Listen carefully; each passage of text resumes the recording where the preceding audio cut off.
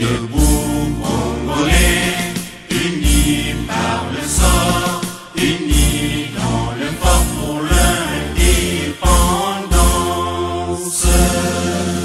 Dressons nos fronts, longtemps coupés, et pour de bon, prenons le plus bel élan dans la paix.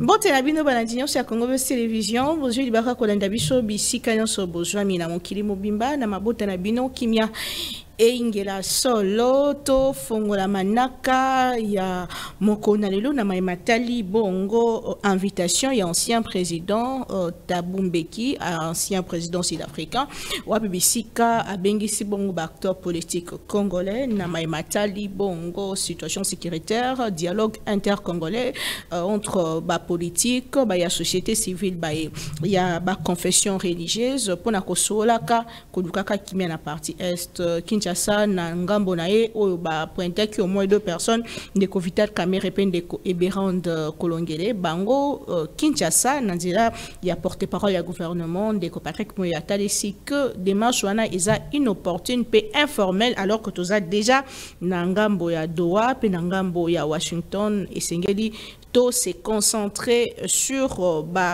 processus yango tant que que fait de route pezala qui déjà etiamaki bisika ya batonyon so wa bisika ba confession religieuse nyonso basangani pona to kende na dialogue oyo lobby bato ya pouvoir ba boya ki na motema moko lelo eza déjà ko se dessiner mais pourquoi ko bakisa Afrique du Sud topé Kokende na bongo processus sous-régional Nangambo ya Grand Lac. Nous en parlons au cours de cette émission. Procès Joseph Kabila, Lelo, ndeko avocat ya parti civil, avocat ya République, talisi que moi namboka ndeko Joseph Kabila aza congolais te azali espion et sengel balandele lokola bongo balandele te lokola Monto a sali haute trahison, le ancien président de la République. Tokolo Belango, au cours de cette émission, le gouvernement au soumis de 2 au gouvernement, il y a un résultat de Kofumoto Mbote. Mbote, maman Naomi, Mbote na Balandi, bandeko nyonso balingaka ngai, et puis na bosa na rabinote, bato balingaka ngai te, parce que bino nyonso wana nde bozosa kinga nazala. Maintenant, mingi pinza, je sais pas quoi d'ailleurs mon situation sécuritaire dans la partie est, na manion social mais le processus Washington, Doha, puis bon aussi il faut évaluer est-ce que nous sommes sur la bonne voie. Je crois que le processus ya kimia na est ya mboka eza na nzela misatu ya solo oyo mokonzi ya mboka asaleli po esengai tosalela na kubakisa mosusu. Processus à liboso pour nangai il faut c'est l'obiso 3e voie koyebake. Et loko nyonso zana mokili même micro oyo azana 3 parties. Elimo na ye oza ko animer ki micro na ye nzoto na ye yango to komona et puis esike vandaka parce que ce côté sika mosusu ekoki kobeba nango. Soko na zuyo mama Naomi ndenge tovandi na yo awa ozana biteni misato elimo na yo ezali journalisme na longoli na elimo nzamba pesa na musala osa sikoyo zoto no yango wana elenge mwasi oyo yebi musala na yo esika sadi le plateau na ba conséquences ali que so ba longoli eloko moko awa mwe bato bakutana biso malamu na ndako na bango réalité kasi le Congo lokola moto personne morale Congo azana biteni misato Congo azana elimo na ye Congo azana nzoto na ye oyo ba congolais et ba congolais ya diaspora ba congolais ya Kinshasa ba congolais ya province na ba kufa na ba tana bomoi na ba kubota malopi na ba sala la politique na ba sala la politique te on est nzoto ya Congo ezala ya makila ezala ya kusangana na lié ya nationalité Congo azana eteni ya misato ali territoire na ye otobengi espace géographique ya ba congolais yelimo ya Congo oye ndimami na mokili mobimba tobengi reconnaissance internationale pour permettre biso to exercer souveraineté na mapata likola mabele na se mabele pe na mai na mozindo obo kili mobimba ki eza capitale ezali maternité na biso, ezali capital na biso, ezali témoignage et évolution na biso na mokili. Bitumba ekosila na Congo te soki na molimo esili te. Ata tosali 200 dialogue. Bitumba po ebimaka liboso na makanisi ya moto. Soko oza na molimo ya bitumba te, ata makambo etinda bato babunda bitumba ye okobunda te. Nakoki kotuna motuna. Bato balobi ke bakei bitumba nde po baza frustré. Okoki koyebisa ngai esika nini bato mibale bazali, famille ni bato mibale bazali, entreprise ni esalema na mokili, ezala banque. Il n'y a pas de frustré kuna.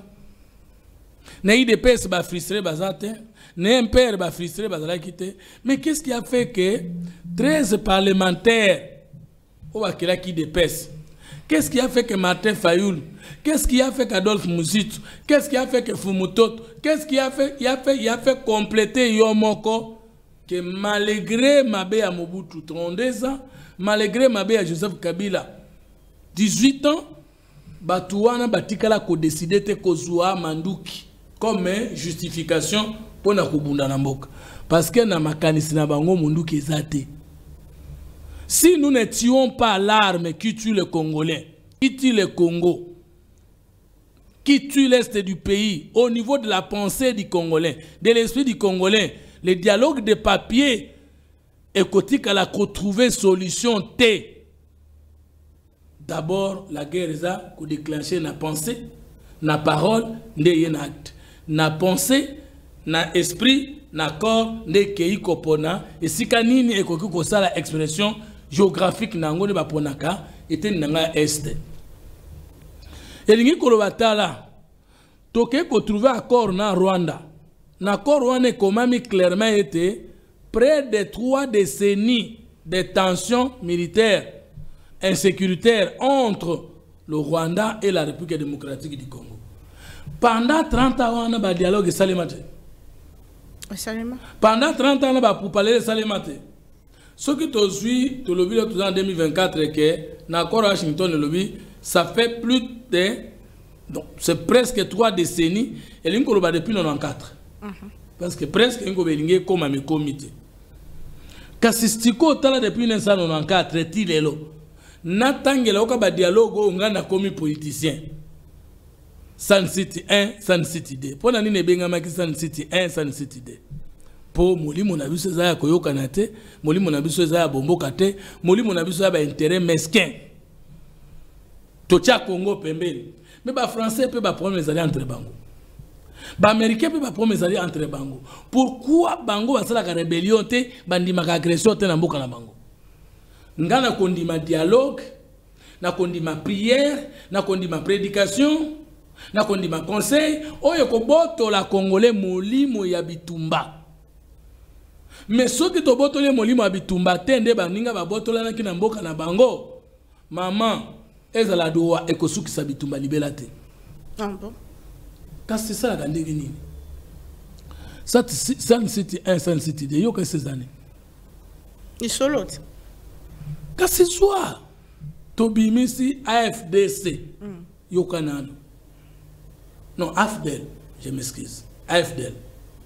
Alliance des forces démocratiques pour la libération du Congo.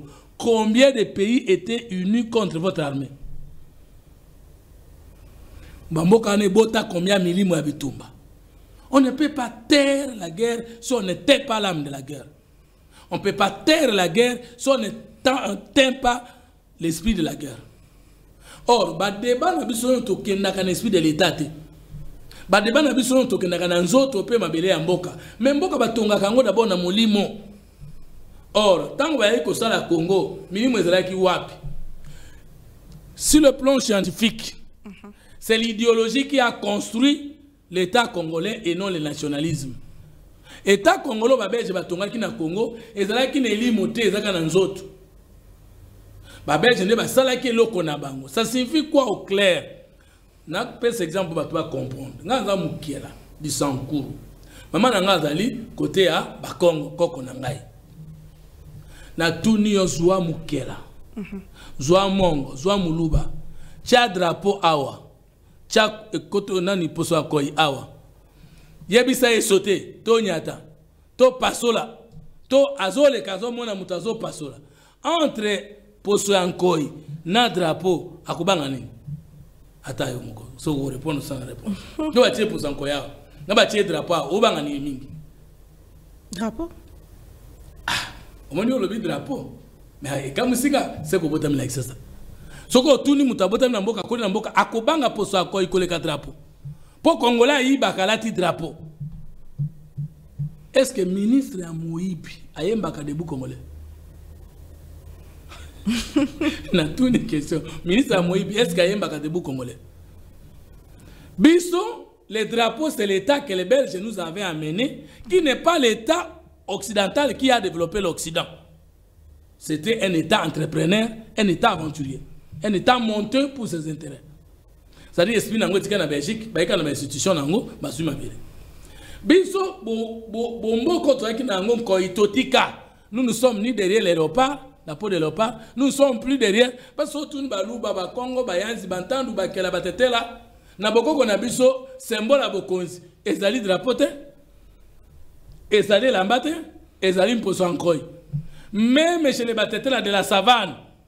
Ba benga ka chef coutumier ka wanja ankoi. C'est-à-dire, Mokonzi, et alors pas. Mais dites-moi, Congolais a considéré le drapeau? Le problème, c'est à ce niveau. Sur le plan scientifique, les écoles qui ont été créées, les universités à Kinshasa, université à Lumbashi, IPN et consorts, c'était des écoles moyennes, ce n'étaient pas des écoles de révolution qui sont capables de créer des universitaires au sens plein du terme. C'était des écoles gardiennes, c'est-à-dire qu'on formait Moutou, pardon, qu'on enseignait Moutou, mais qu'on initiait était. Ce qu'on suit dans le discours de l'aéroport de nos missionnaires catholiques protestants, enseignons nous à croire et non à raisonner. Yo sommes mon amboka, et dans la nation, mais la langue, nous sommes le bagage à Bamoute. Nous sommes Chiluba, nous sommes Lingala, nous sommes Kikongo, nous sommes Swahili, et dans la langue nationale. Mais français est comme langue officielle. Mais qu'est-ce que ça veut dire une langue officielle qui n'est pas une langue nationale? Et ça, la vibration de Ngeni. Yo so mona baluba me hymne na bango ba yemba kana Kikongo. Yo so mona batetela hymne na bango ba yemba kana Kikela. Nous sommes des Congolais. Notre hymne national, nous les chantons na munoko mususu. Et quand les Français nous regardent, ils nous disent quoi? Mais quand vous parlez de la spiritualité au Congo, surtout avec le président Tshisekedi, ah, ça, non, la spiritualité et le nom de Jésus, c'est deux choses. Oh, la spiritualité et la Bible, c'est deux choses. La spiritualité et le Coran, c'est deux choses. Vous parlez de Bokoko. Spiritualité, Zali, Elimo, ou bien Bonzambe. Et ça, on a rapport à la religiosité. C'est quoi la différence? Différence, Ali. Tout le monde principe est mis ça dans la spiritualité. Principe à Liboso, Bonzambe. Principe à Bonzambe à moto. Principe à mi balé, bon moto ya Nzambe. Principe à mi nei, bomboka ya lokumu ya bango mi balé ba sangani. Wana ba français bazana yango. Wana ba américain bazana yango. Wana ba asiatique bazana yango o basa déjà en voie de développement. Biso bazana yango te. Na personne différence. Bonzambe linkoloba. Nzambe linkoloba toloba lokola die linkoloba créateur. Nana sala ki makolo ye. Menana sala ki vélo. Menana sala ki moto. Menana sala ki mutuka. Omoni teke batona batona bonzambe parce que nzambe atrouva ki biyano na makambo oyo ezalaki na mokili uta na ye moko. Biso bato tozui bonzambe nzambe toko trouver ba réponse na makambo etali biso. Congolais sala aiguille te. Congolais asala gilette te, Congolais asala bikite, Congolais asala panite, Congolais asala nini pour na bonzambe. Bonzambe c'est la créativité non? Est-ce que vous avez dit? Dieu avait dit créer notre image selon notre ressemblance. Dieu est créateur, nous avons été créés pour créer. Dieu est sauveur, nous avons été sauvés pour sauver. Est-ce que 65 ans après tu sauver Mokanabiso? C'est ça. Tu as dit que tu as dit que religion na mangomba ya batu mwindo ngao ko benga na za l'église non yo moninga na za mwindo yo moko poza mwindo lo ba suki na suki na za mwindo mais ce que mino na za mwindo mozo mona mutu nzamba bakoko mais nzamba bakoko tangu bango bakoteka bakolonza ki banani bakolonza ngana yo to bakoko to biso moko na tangu na to ki bakoko parce que okendo réveiller koko za ki faible na 1985 pas ya ko bunda na technologie ya téléphone na internet non c'est pas la solution. Au comprendre de Bonzambé Linkoloba, l'homme est le Dieu créé par le Dieu parfait. Et ce Dieu est son géniteur, ce Dieu est son modèle, et ce Dieu est sa référence. Et l'humanité de Dieu Linkoloba Nini. Nzamba azana maboko mususu te kaka oyo. Azana mutu mususu te kaka oyo. Azana makolo mususu te kaka oyo. Nzambe akosala jamais obiso bato sengeli to sala. Po yete mutasala ki ke ba français bazala ndengwana. Les Français ont exploité leur divinité avec leurs mains physiques. Nous devons beaucoup prier, nous devons beaucoup travailler et nous devons beaucoup organiser. Nous avons beaucoup prié, mais nous n'avons pas beaucoup travaillé. Comment se plaindre? Très bien. Et bon, mot, tu as le coup. Oui. Est-ce que le ministre a eu un ministre a eu un est-ce que Moutako comme a niveau a comme un ministre? Mais bon, comme oyebi mukonzi amboka na namnoka mboka babenga inani o bobenga excellence to honorable na webi na chilube nini mfumu mfalme na Swahili biso nkumu oyebi nkumu euti na verbe ni euti na verbe mbale likuma et likumia. Likuma, ça veut dire la bonne réputation que vous avez à partir des actes positifs que vous posez en faveur de votre patrie. Ozana lokumu. Mais kokumi ça veut dire mutuana makamonyo sasalaka ezalika botombo limboka nae. Mais motabenga me excellence me moibi. Motabenga me honorable me moibi. Dites-moi, elo kwazangi nzoto, elo kwazangi mabele, elo kwazangi téléphone, elo kwazangi molimo ya mboka. Et donc ce qu'on a molimo ya mboka te, okoki jamais kozala mokambi na domaine moko songolo pakala ya mboka. Elo kona tuzana ngote, dites-moi qu'enkoi azalaka na molimo ya bonkoi ya nkoyo to bengi bonkoi yo mona galia kama sina bana naye mais comment yo kozala congolais osilikeli Tshisekedi moko benga Kagame yaka toke nokabola Congo sikoyo na boyini na ya Tshisekedi Congo ekabwani soki Tshisekedi alongwende Congo ezongi bomoko na naite so comprendre justement tu as évolué sur la question ya Congo alors na ningi koloba deuxième aspect oui aspect ça veut dire s'il y a une bonne communication politique et que les Congolais soient comme vrai ou comme un fumutoto. Parce que Ngaï, plus que Congolais, plus Congolais que moi, ça l'a raté. So, l'ingéto meka, zala au moins égal Nangaï, mais que l'ingéto Congo, que le Kanga, Moutouana, Nana Botamite. Soit Tokokani, soit Nalekio. Parce que je ne peux pas comprendre un beau Kanangaï, na comme ministre, comme DG, na yibi mbongo pona ke notonganda ko aux États-Unis. Nga Congolais. Na ibi ndako pona kwende kotonga villa ya makasi babe un château na Nice na France. Je pense que nazikala ko la Congolais. Parce que en tant que Congolais comment je peux aimer notre pays plus que mon Congo sauf si j'étais autre homme et non un homme politique. En ce moment ce que mon lui moi na continue ba Congolais nyonso. Et belé en bon tokosomba minduk pona causer l'agresseur et non les rebelles. Parce que dans un pays, on attend plutôt un agresseur. Il y a un attaquant, agresseur, il y a un ministère de la défense. Parce que l'ennemi, c'est l'attaquant qui vient de notre État, on l'appelle agresseur. Mais lorsqu'on parle des rebelles français, la France est humiliée. Donc, un petit Français qui prend les armes contre la France parce qu'il n'est pas d'accord avec Macron, alors que le peuple est plus puissant que toute arme qu'on peut utiliser si on n'est pas d'accord avec un régime. Il est mal rigoso. Mais comme cette maturité ne peut pas atteindre tout le monde du coup, il y a un deuxième esprit qui remplace l'esprit patriotique communautaire. C'est l'armée, la police et les services de sécurité des OA. Alors, Atato s'est conscientisé ndengenini. Si le Congo n'a pas une vocation militaire indomptable, les dialogues ne trouveront jamais la paix. Donc pour vous, le dialogue n'a pas d'importance. Et là, Liboso, capital Liboso, tu élever communication politique pour te spiritualiser science na politique na biso, afin que to comme akomona que au simbiete na Congo, et ça le kola lupango non, faut batonyo sobaye ba kenaza bitene misato. Eli monanga eza Congo, Congo mo eli mozani. To ko développer une mission koya. Nzoto nanga eza Congo, mabele nanga eza Congo, ça veut dire lupango nangai eza Congo ya muke.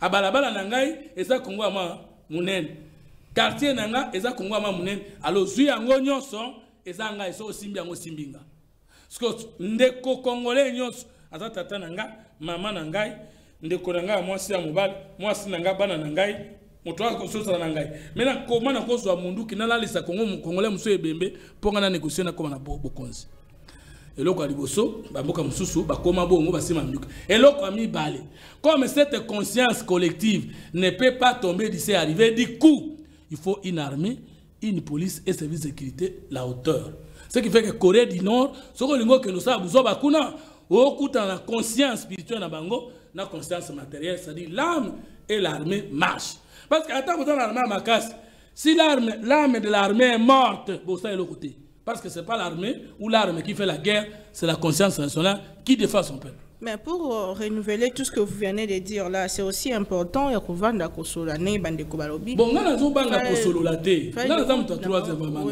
mais nous avons réagi comme j'étais d'un courant de pensée qui a passé plus de 25 ans en train d'étudier l'homme politique, l'homme religieux et l'homme scientifique congolais. Il est pauvre. Nous avons une pauvreté ontologique, une pauvreté anthologique, une pauvreté sociologique, une pauvreté culturelle. Crise tombe, l'homme congolais a vérité. Qu'il soit pasteur, qu'il soit professeur, qu'il soit politicien, il n'est pas vrai avec le Congo. Je ne sais pas si vous comprenez. On nous a théorisé. On ne nous a pas initiés à aimer le Congo. Nous parlons bien français. Nous communiquons bien pour distraire les autres. Mais quand nous sommes aux affaires, c'est là que nous devrions montrer, c'est là que nous devons montrer que nous étions frères. Parce que pour faire la politique, il y a 3 serments. Le serment vous-même, le serment votre Dieu et le serment votre génération. C'est ça le problème. Maintenant, dites-moi, on appelle ça idée pour comprendre. AFDL, Alliance des forces démocratiques pour la libération du Congo. Il y a un autre même qui sont dans 101, 102. Mais après, Botinine. RCD. Et suis Mituboni. RCD KML. RCD MNL. RCD Goma. SNST Bukavu. RCD Butombo. Complété, on a comprendre. Nous sommes des amis Mboka. Mais tant que RCD Sili, MLC Yé, toi qui est continué dans Bango, toi qui est il n'y a pas eu un plus 4 ici. Ils ne sont pas arrivés aux institutions. Et maintenant, la gestion a été différente du régime qu'ils avaient combattu hier. En quoi leur excellence, la rébellion, ils ont été mieux que ce qu'ils ont trouvé. Est-ce que les défauts politiques, les problèmes politiques, les désordres politiques, autour de Plora Mobutu, on a Kabila. Bon, ce qu'on va bien Mobutu Poani. Ce que vous avez pour nous remplacer, pour ce qui est pour l'alternative. Parce que l'alternance, c'est un changement. L'alternative, c'est un bon wana, ma belle, un boulamu. Est-ce que nous, on a encore besoin des alternances dans ce pays? On attend l'alternative. On a plutôt besoin de l'alternative à nos crises, à nos souffrances, au social des Congolais. Mais puisque vous parlez de Saint-Titi, au Bandeli Mingi, il y a une conférence intercongolaise où ils ont préparé la semaine où ils ont dit Bongo na Ngambo ya Afrique du Sud. Le gouvernement congolais refuse puisque Bango ba mon importance dans les informels. Est-ce que vous avez le même sens ou on a ça baï politique Kabila, Katumbi, Corneille Nanga. Il y a même Kamere qui a invité Ndeko Berand Kolongele, de Kwasenko et c'est à part Ndeko Berand, on est évité dans le passé récent. A-t-il été ministre? Oui, il y a pas quelque chose comme ça, c'est lui, non? Numérique. Numérique, je me sais. Hier, nous avons pessimiste sur le code numérique, c'est quelque chose pour le Congo. Qui n'a pas participé à la destruction massive du Congo? Entre nous soit dit, pour le Congo, il faut que tu solo la claire. Qui? Nana Boma Kimboko, c'était les missionnaires catholiques et protestants. Au Bakoé, ou Kanakina Léopold, enseignant noir à croire et noir à raisonner. Yo Bengama Naomi Ponanini. Nana Boma Aminayo, Nana Boma Bokokonayo. Ce n'était pas des prélats catholiques et protestants. Papa Yaki, a tout bien quitté dans ma église catholique et protestante. Église catholique, c'est ça qui est la colonisation de certains États, pas d'autres. C'est ça. Il faut une conférence spirituelle. Na Congo, pour nous Kwisa, Kimbangu, Kimpavita, Elonda, Basanga, Enyange. Bakoko Nabiso, Oyo babanaki Afrique basalaki pyramide. Conférence wana, est-ce que les religieux peuvent accepter le déroulement d'une conférence spirituelle? Parce que la religion c'est l'opium du peuple. C'est le contraire de la spiritualité qui est le développement du peuple. 2. Enseignons-nous à croire et à raisonner.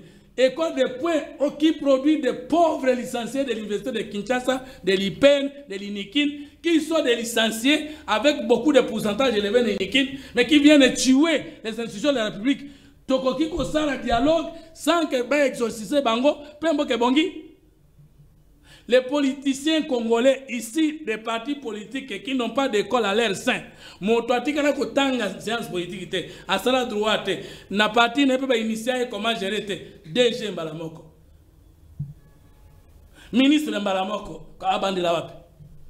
Premier acte nae d'État, aye koli ango tango des gens, azan député, soukandengeni. Il faut des partis politiques révolutionner, les partis socialistes. Au Congo, il n'y a pas de prolétaires. Parce qu'il n'y a pas la bourgeoisie au sens direct, clair et à travail, capital, exact. Les partis libéraux, dans le Congo, qui est patron ici, qui a créé, qui a inventé et qui est devenu comme ça? Dites-moi.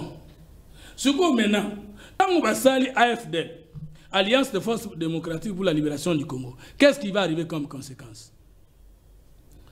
Toké, RCD Goma, RCD KML, RCD MLC. Qu'est-ce qui va arriver? CNDP. Qu'est-ce qui va arriver? M23. Qu'est-ce qui va arriver? AFCM 23. Et Kagame accepte Washington que les 30 ans là, plus ou moins, à peu près 30 ans, et c'est là qui pensent que les Congolais vont bundangana na kisima. Est-ce que vous avez un monopole et la décision? Mais qu'est-ce qu'il va faire? Ndambo est contre l'institution via le dialogue. Et après Ndambo et il va encore justifier d'autres mécontentements et créer d'où il faut des esprits. Esprit à Liboso, Bomboka, il y a le Koum. Et là, Tamutunyo sur le Congo. Et là, comme il balait armée, police et services de sécurité non infiltrés, non brassés, non mixés. Il y a mis ça, une diplomatie proactive. Quand on parle de frustration, un problème congolais, oyo bandi comme sous baza libanda ya mboka, basu bazo koma disus na Kinshasa te puisque baza poursuivi, n'est-ce pas là moko ba raison pour na kokina puisqu'on parle déjà de Sun City 1, Sun City 2, Sun City 3. IDPS a été frustré pendant 32 ans. C'est presque le même contexte. Ils ne sont pas aux affaires aujourd'hui. Pourquoi on sous-estime l'arme du peuple? La conscientisation, la révolution populaire. Pourquoi on sous-estime ça? Est-ce que dans une démocratie, s'il vous plaît, républicaine comme le cas du Congo, parce qu'il y a des démocraties royales comme en Belgique, où le roi est un président, est un chef de l'État à vie, pas un président mais chef de l'État à vie. Est-ce qu'ancien chef de l'État, président de la République honoraire, où il assiste à un mandat na yenyonso, bakoko bengaye acteur clé de la situation politique de son pays, alors qu'il y a 6 mandats dans constitutionnel. Mais à l'opposition, Kabila c'est un acteur clé. François Hollande. Qui est même en France, tant que comme compliqué, tout le monde Macron n'a pas près de ce sort. Sarkozy na François Hollande, acteur clé à la politique française. Non, mais Baya qui quand même Baya qui n'a pas ni oyo qui bango le lendo sur l'autre qui est là. Obama oyo qui est le lendo sur l'autre qui est là. Ce n'est qu'au Congo que pour la première fois tout le monde, ancien président de la République vivant de l'exercice de notre nouveau, n'est au monde président de la République ancien Azol Dingakoye Bateke Bamande ici là. À tel point que j'ai pris congé de mes fonctions. Mais quand j'ai trouvé que l'héritage n'a tikaki, et aussi matin, militaire, je les suis, je reviens. C'est la honte. Maintenant, si nous disons, comme nous le disons, et c'est la vérité, AFCM 23, c'est Kabila qui est l'autorité morale. Soto solo lina bango, toyo kani.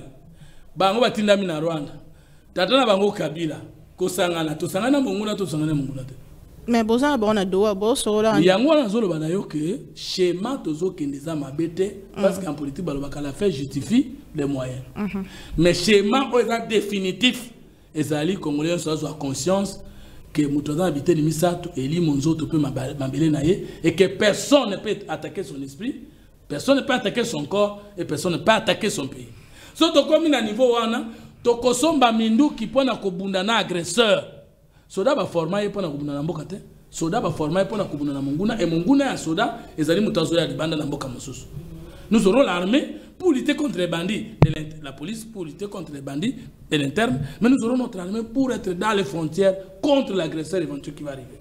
Mais les Congo azo nyokwama na nzela ya congolais ye moko rebelle kaka ya agresseur kaka ye. Yo moko zo yoka mutazaki 18 ans président de la République. L'avocat de la vie, c'était un espion. On m'a prévenu sur cette question. Mais tant que nous avons fondé, il y a une preuve.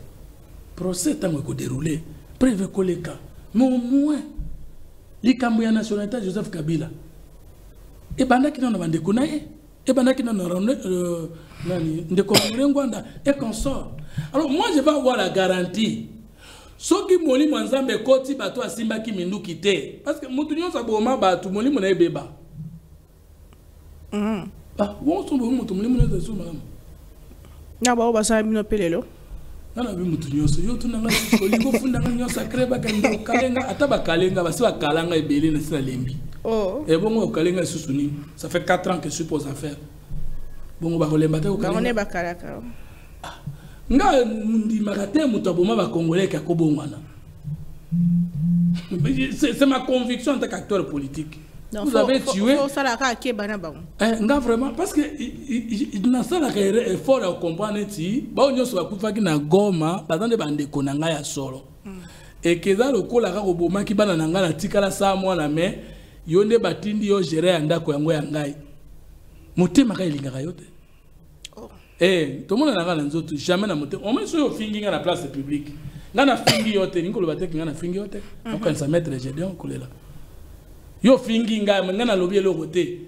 Mais eloko yo zo bunga nde na motema na lo bani. Malgré mon beko le sokola mabenyo so. Ba ne ba kufa na Goma ba kose kwate, ba kei perte.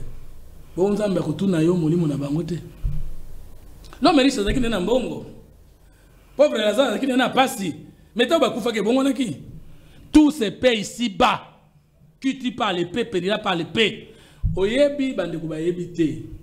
Soko boma mutu. O kufi o boma mutu mukufi na accident avion. O futi na note.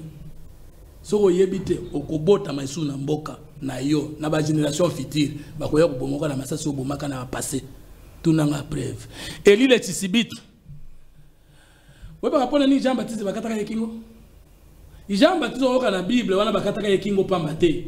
Ye wana na tango ya kala zake Eli Chisibiti ayaka abomaka 850 prophètes na mbeli mais ye ali mwaka epa nzambe afutaka nyongo wana te.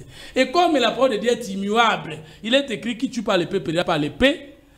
Na Luc chapitre 1 verset 15 à 17, tango Jean-Baptiste Kobotama, l'ange annonce que Jean-Baptiste qui doit naître là, il va marcher avec l'esprit et la puissance d'Élie. C'est la réincarnation du prophète Élie. Mais le la boma qui baninga, pour basakana qui n'a le balanzam, mais tant à côté qui doute, qu'est-ce que Jésus est celui que nous devrions nous attendre ou c'est notre.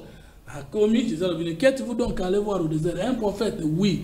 Vous dites que c'est plus qu'un prophète. Un roseau agité par le vent. Yé moko mutolobai ko yazo ya simanangai. Ale kinga na lokumu. Na kwata kufungula surie na yete. Mais a komi ko baptiser Jésus azo baptiser kuna. Yé pa penguit. Mbelio ya kataka 850 prophètes de Baal na ngonga ya kala de ba ko kata. Job et Lobi, nous sommes d'hier. Nous ne connaissons pas. Notre vie n'est qu'un nombre sur la terre. Job 8:9. C'est-à-dire que Batonyos babomi ba congolais lelo ba kosate ata bazui ba ministère 2000 après 500 après 200 après okobota basu na nzoto okokufa na masasi ndenge obomaki na masasi.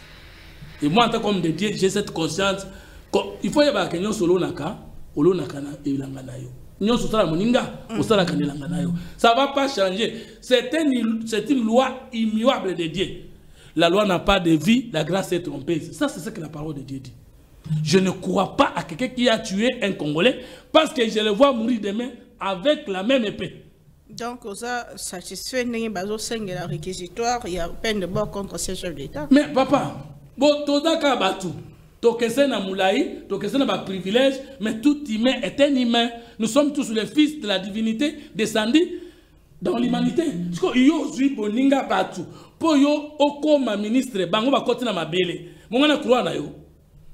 Nana croix na yo te. Na kobanga kobenga, na kobanga benga excellence po na zo banga na ngai. Mais motema nde kobanga yo te na kobanga ndoki. Aboma bandiko na ngai.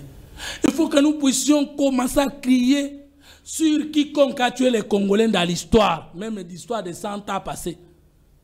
Et dès que les Congolais se méfient de Congolais, et aussi c'est une arme contre la prise des armes contre le Congo. Et ça c'est ma conviction. Et personne ne peut la changer. Je suis géniteur d'un courant de pensée, je suis un acteur politique, les Congolais doivent connaître ma position. Ma position c'est que je ne crois jamais à celui qui a réglé les différents politiques et régimes par la mort des Congolais. Ah, tu as na mesa moko mais nous tout na au moins ceux qui na makasi que ngani na boyokani si ko na tuni bango bande ko to si dialogue bolimbisani bongo ba Congolais ko mababi bango ba kubeta nga place wana makamoto sto bosani ko bosana yo bomanga. Le Seigneur a dit dans Genèse chapitre 9 nyama oya ko boma moto na kosenga ye molimo naye bongo nzamba lo bana nyama ke soko bomi moto akosenga molimo naye bongo. Mais vous savez à quel camp nous avons conseillé à Molimote? Ce qu'on a fait pour nous défendre, c'est faut pas Moïse, Adraki hébergé dans le Pharaon. Azo le kakuti motu muindo, azo bundana ndeko naye. Attaque Adraki koli ananda kwa Pharaon. Aboma qui cet Égyptien là. C'est juste devant Dieu. Tuer tout homme pour sauver le Congo, c'est pas un péché. Mais prendre les armes pour tuer un Congolais, en fait d'arriver aux institutions, c'est un péché impardonnable. Parce que tu as tué ton frère. On ne tue pas son frère, on tue l'ennemi. Le Congolais n'est pas notre ennemi. Tout ça qui politique pour nous bundelaye. Au bomier, après au linganga ndegeni. C'est là que moi je crois seulement la conscience nationale, cohésion nationale, la puissance de l'armée, la puissance de la police et des services de sécurité, plus la diplomatie proactive, comme ça se fait maintenant. Américains bandimi ko na mboka nanga ondimi ke soki ba na entreprise na bango ba côte na nord sud Kivu ba kondima yo ke no sala yenge na biloko na bango là c'est bien c'est sanitaire na mboko mtoko sa hote moralité ko sauver mokilité le monde est méchant il faut la loi de la force pour imposer et il faut imposer aux Congolais le respect du Congo par la conscience nationale la puissance spirituelle la puissance administrative et la puissance militaire et c'est le schéma que le chef a pris. Chef de l'État Félix Tshisekedi a joué chez Mawana. To linga Congo, to équipé armée, pe to benga ba armée ya minene ya mokito signé na bango accord pour défendre le Congo. To koma lokola Égypte, to koma lokola Israël. Et je vois mon Congo arriver. Ngai so na laki ngai. Soki ka ndenge mokonza zo kende moyeke obtenir que ba américain ba yawa que makambo eleki bien. Ngana ko kende su ba doate. Pour ne pas que Kolo Mokili a siko les Amériques. A quoi ça yo longo kuna ba entreprise na ngazo kitakuna. Et c'est ça le chemin que je fais pour lequel je fais opter. Je ne dis pas que pas que ne doit être. Je n'ai aucun pouvoir. Je donne un point de vue, un petit point de vue d'un fou. Parce que figurez-vous que bangonde bazaki na pouvoir lelo. Bangondi mabazo amindu ki balongola bango. Pourquoi faites-vous à l'autre est-ce que vous ne voulez pas que basala yo?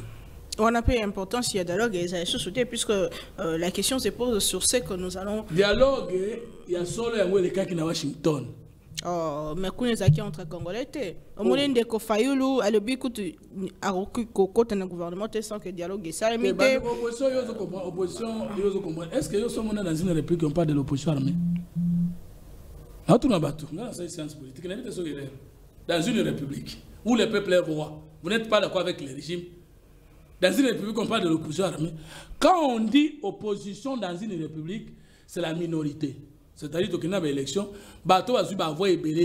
l'opposition parlementaire et extra-parlementaire. C'est ce que la loi portant statut de l'opposition dit.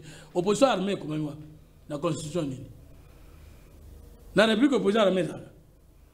Et puis, au lieu de les appeler les tueurs de la république, opposition armée. Opposition armée, comment on a documenté?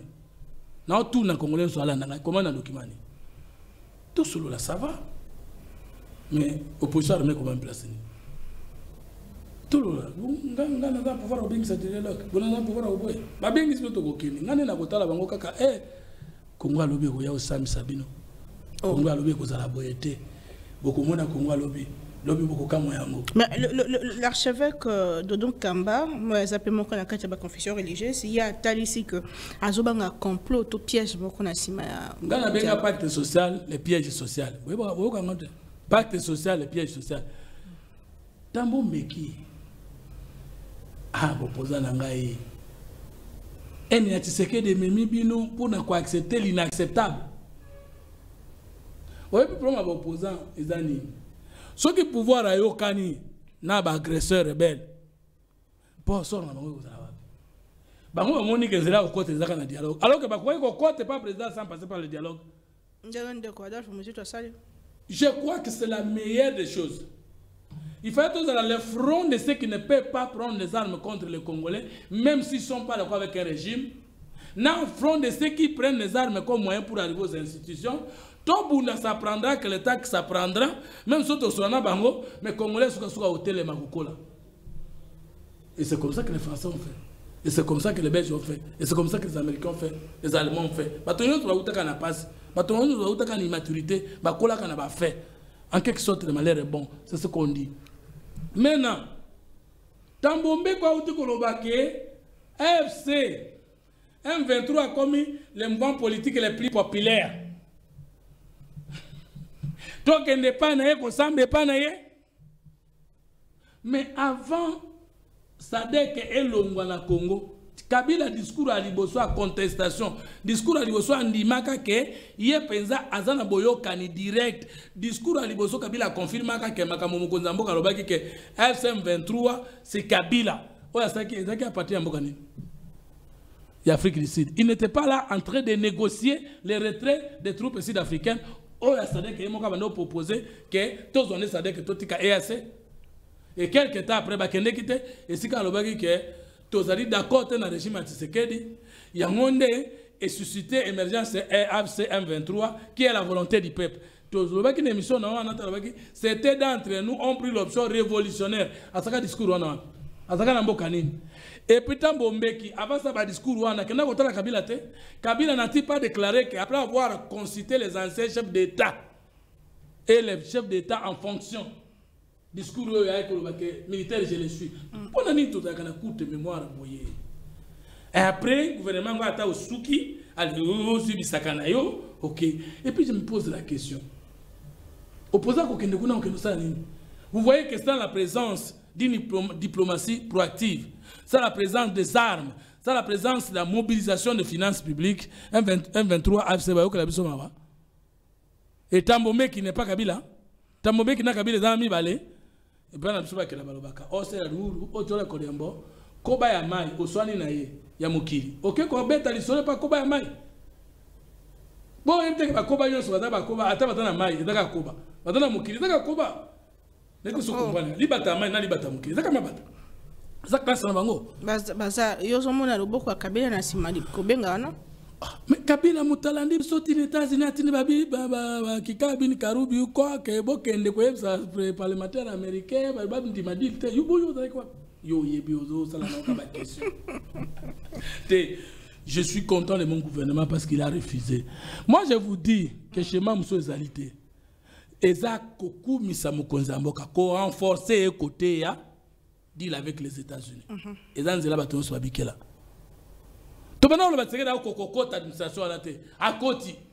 Alors il y en a qui ne veulent pas le voir réussir là-bas parce qu'il y a de la guerre et Kosuka. Il y a des gens qui prient, qui gênent. Pour que la logique habitumbe continue parce que ni un message politique, ni un discours politique, ni une qualité académique, ni parcours politique. Donc s'il n'y a pas la guerre, ils n'ont pas de poste politique. Ils sont jurés que ce sera le contraire dans les jours qui arrivent. Parce que l'IDPS, les Palous appellent ça son modèle, qu'on peut lutter, arriver au pouvoir sans prendre les armes. Il y aura la paix dans quelques mois. Que ce soit dans 2 mois, dans 1 mois, finalement, il y aura la paix et que les Congolais ne prendront plus les armes contre les Congolais. Et c'est ça l'idéal pour tout peuple. Et moi, je suis à Zalen de Assoro, Fumutoto Basanga, idéal patriote. Nazo senga bino batu nyonso bolinga kanga botika bandale lo bolinga lokuta. Je n'ai pas l'argent des institutions pour être en mesure d'implanter mon parti et mes conférences partout. Olinga Kafumuto, to bandalo to signé contrat. Ngai parti nanga comme nango idéal patriote. Parti politique à troisième voie. Mon amboka solo. Bonzambe, Bomoto, Bomboka. Benganga Nanzela Naomi. Yaka kota na parti adhéré. Tout aussi c'est déjà auditoire à Liboso à troisième voie. Ok. Yo so ya, mais so ye sikoyo au moins nous venons de terminer un auditoire de plus ou moins 500 places assises pour la université.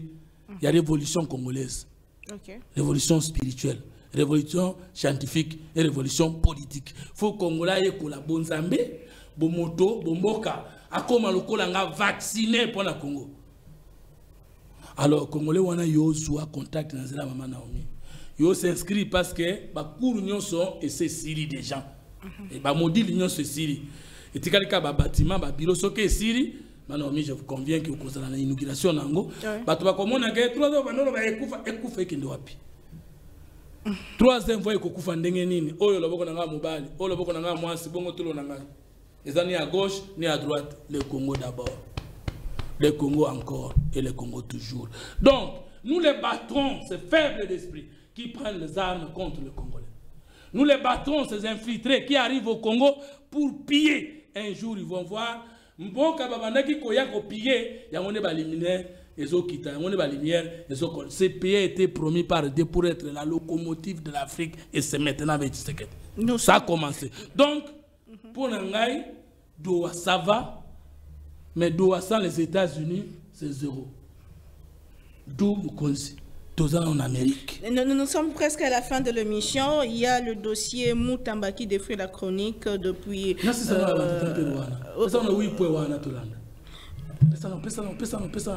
Vous découvrir piège. Les pièges sociaux, les bimi polele. Bande koba congolais boulandangai. Toyebi sakibino yesolobaki. Soki nano ya kuku et bimi na poissate ya koyate. Tolobaki que pacte social ezalaki piège. Premier point. État des lieux de dialogue politique et des accords de paix. Après dialogue politique, il y a virgule. Premier point. État des lieux de dialogue politique et des accords de paix. De 1960 à ce jour.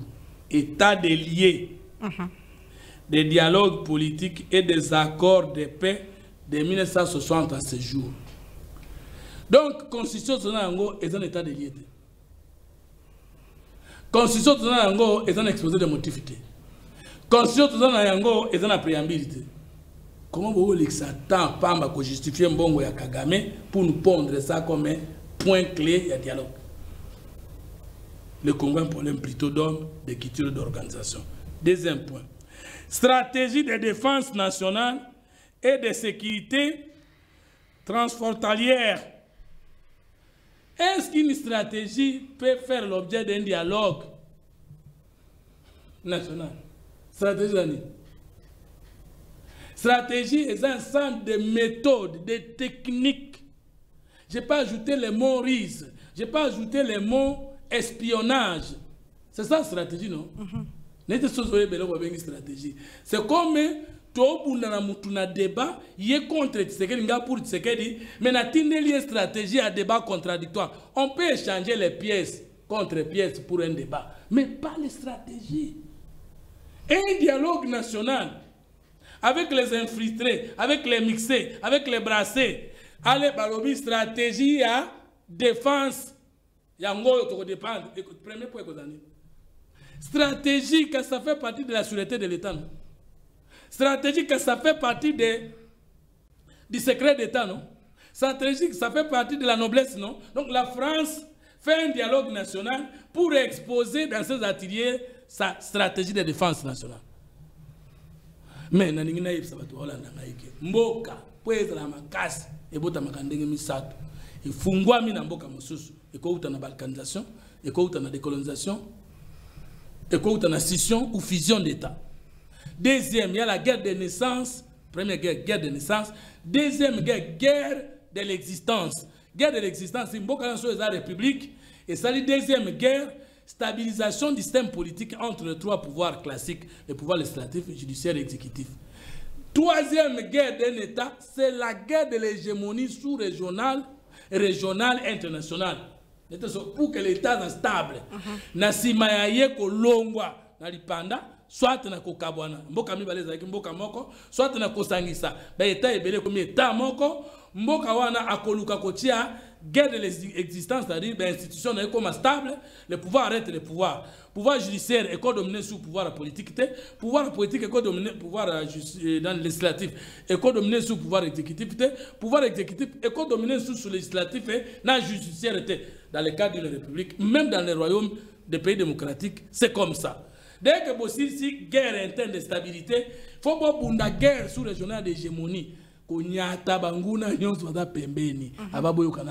L'Allemagne n'attaque France. Parce que la première économie européenne, sauf erreur de ma part, c'est l'économie allemande. Vrai ou faux? La deuxième, c'est l'économie anglaise. Vous ne savez pas que les pays européens actuels se sont d'abord entre-colonisés entre Bango. Non, comment on a dit que nous avons la défense nationale, on a la place publique, et puis nous avons la défense transfrontalière. Papa, maman, Tokititi na niveau nini, ce point-là est diabolique. C'est un piège. Les stratégies, c'est le gouvernement qui les tient. La première stratégie. Tout n'a pas de la géostratégie. Que l'on commence à la place publique, donc on coït, nous on a ta macasse. Ce qu'il y a ici, sanglier que mettons na kubunana yango, sanglier ko beta immédiatement pour sanglier à l'équipe ko ina macasse, ko ya l'équipe na mayel. Macasse en coït et sangana na mayel. Pour la guerre, il faut la prudence. Vous voyez, quand on a jido ba viola la Bible. Na roi paye moko po ba bunana bango ba bakini bo violer bana jida ba bakini bo violer ndoko na biso avance so toto kana na bino bo koma no sambo lokola biso ba bito kosane bo mi katangenga na bino tata na bino roi na yo moto violer ndoko na biso na banse na bino nyonso ba katangenga po comprendre ko ba bengi stratégie. OK so ki bo katangenga to koyeba ke bolongo ba to ne sute bo violer ki dinale ki na biso to kotika basale erreur bakatangenga bana se bayibike no lokola mbali bakatangenga na tanyo so na pota batana makaste bakotela bango baboma nyonso comprendre ko bengi stratégie eza kokosa moninga ke tokende boye nzoko zoke na boye non tozo stratégie yamboka ngo to bokola na Tshisekedi to bimisa bango batata mpero bo ba justifier mambongo baleki na Kagame to cha stratégie de la défense zongela na utanga to bino motoyoka. Donc, c'est Félix Tshisekedi Boende, d'ailleurs que nous sommes américains, aïe bisa Kagame, dans la stratégie n'a arrêté pour n'a coupé sa kimia na mboka na ngai. Ça c'est fait. Point 3, gouvernance sociale et économique. Point 4, gestion de l'environnement et des ressources naturelles. Deuxième point, c'est la stratégie de défense nationale. Stratégie, donc défense. C'est le même. Défense nationale et il y a l'agresseur qui ne. Chaque pays du monde a un ministre de la défense. Mais ministre d'attaque à Outarabe. Parce qu'une équipe de football, on a les défenseurs. Parce que de l'autre côté, il y a des attaquants et des médiateurs. Mais nous avons un ministre de la défense. Quoi, attaquant, c'est qui? Tout pays s'attend toujours à un agresseur. Un tout pays sérieux est toujours à l'insécurité. Et la défense a des stratégies. Toujours la stratégie à défense, tout le monde a un dialogue. Dialogue, les Congolais de nationalité douteuse, dialogue, non, les stratégies en bas fait dans la mouture à chef de l'État. Il y a un service, un premier ministre, même pas avec tous les ministres. D'ailleurs, il y a des questions d'État qu'on ne peut même pas débattre dans le Conseil des ministres. C'est pourquoi l'ordonnance portant organisation du Conseil des ministres permet au chef de l'État de tenir un Conseil des ministres même avec 2 ministres, 3 ministres. Pourquoi? Pourquoi? Parce que pour des raisons stratégiques, même quelqu'un autre n'est pas à cause de la ministre. Mais pour d'autres raisons stratégiques, à quoi qu'on a réunion, nous tous comprendre. Mais maintenant, on a ces questions de la stratégie, géostratégie, on a place publique. Tala. Et dingue dans ce cas, pour comprendre. Comme boxeur, aza ceinture rouge. OP aza ceinture rouge. Naïba mangona mingi tebo teninga rigerte. Tababuna, muninga beta muninga ka neloko boko. Pour que aller à même niveau. Mais pour que le aussi politologue, on appelle ça le cola, les qui n'ont pas focus na ngaming, n'attend pas problème zate. To manix yenda, zaba les qui n'ont pas ngaming. To ya kubunda nae. Ya politologue, nga politologue. Ya distinga nga distinga. Na obeta yo wapi, to obeta nga wapi na stratégie.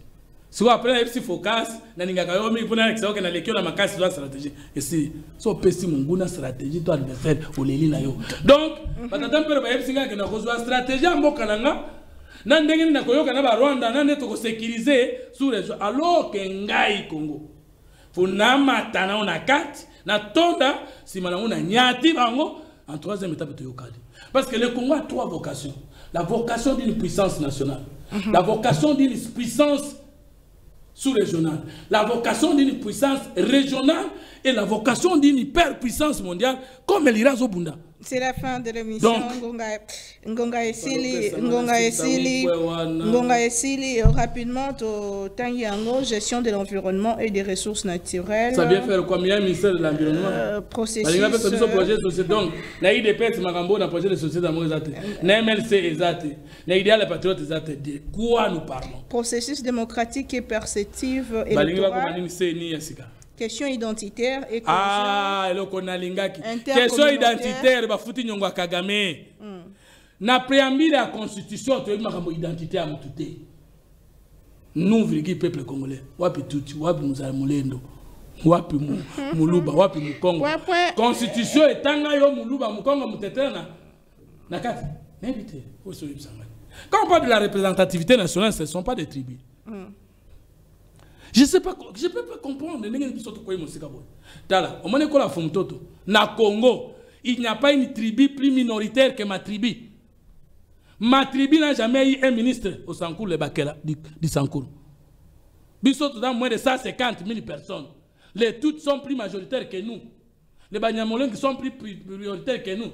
Au moins, j'ai vu au Congo parce que les toutes sont maltraités. Mais le ministre exéra tourna et totito yebiso que doit poser la biso défendre biso cohabitation identitaire mais pour yo kaka ezala ki na concertation nationale 2013 conflit communautaire Thomas Loaka ezala ki na tango wana motala iko kamba yango ngai na mama Fifi et les autres na tango wana ezala ki député national MRC tozalaki na 5 ans olie ba même la biso ko ikambasika bakende ka ko pa Thomas Loaka bakena chief national ba bimisango na traité ça suffisamment et là kasika place on coopération régionale et traité de bon voisinage et qui makamba ministre de coopération régionale des affaires étrangères de go débattre mon dialogue c'est-à-dire ba expérience ba kuna masaka eloko et puis point suka justice ba lo baboye to benga bato azwa kaminduki pourquoi bolingaka toujours ko zwa minduki pona ko boma ba congolais qu'est-ce qu'il faut bobotika ko zwa minduki comme moyen pona qu'on revendique ma poste politique. C'est le seul point clé du dialogue. C'est comment mettre fin à la prise des armes comme moyen pour arriver au poste politique. C'est le seul point unique. Justice et droit humains. Parce que là, comment le gouvernement est habité, quand on est nini, bazoka mindu qui pona pour peuple. Gouvernement moko tena mukiyeba. Et comme les amis prennent les armes pour nous tuer, le dialogue porte seulement sur comment vous prenez les armes pour tuer les autres Congolais. Et qu'est-ce que vous gagnez en les faisant? Et qu'est-ce que vous nous garantissez que vous avez sous soutien? Pour nous, nous sommes la tribu essentielle de l'État. Donc il faut que nous politiciens, tous les politiques, les religieux, même les projets de société, on dirait que nous avons un projet de société, il y a pas parti politique. Mais nous, on a séparé les années. Basuki. Oh, Basuki pour l'année. Toi, il y a Bisaki Bango qui est article 69 de la Constitution de Lobby Boye. Le président de la République est le symbole de l'unité. Il n'y a que lui qui peut initier et convoquer le dialogue. Bakena qui n'a rien à coller en bon. Bakena peut pas gagamé. Basuki ne soit pas mon amboka poani. Tu sais ça, Bango Kalabayokaki. Le quoi, vous avez un coquille. Bien si dialogue était pour l'année. Et là, on va aller Basuki. Moi, tu m'as dit que c'est réveillé Zarate. Bakoti non. Maintenant, tout ni. Il est réveillé Bokoti de l'eau. Bokota comme ça, menacé, Bokabwana qui. Botiki Kokabwana. Yamisa tuna tuni bango. Baloba ki ya bango mo ki initiative na bango. Mais bandimba expert la présidence bazala non. C'est parce que tu sais bango que il y a quelqu'un qui a le droit de convoquer les Congolais. Et c'est celui-là qui avait désigné Ebelan Kolongele comme motosengi tokende pa na bango aboyaki. Fala basala ya bango au moins ba komozele pa mokonza mboka. To yebisa ki binoni boko bandela pe boko mesana. Donc ceux qui mona mboka Félix Sekeda kosoli toko kende. Soka kosoli te toko kende te. Merci beaucoup. Toko jamais na piège social. Toto Basanga, l'avenir nous en dira plus puisque le Congo est dans notre pays patrimoine commun. Ngala bino tokutani très prochainement. On a souci moko ya ko servir bino bon début de week-end et botika malam na bolingo mboka. Au revoir. Debout Congolais, unis par le sort.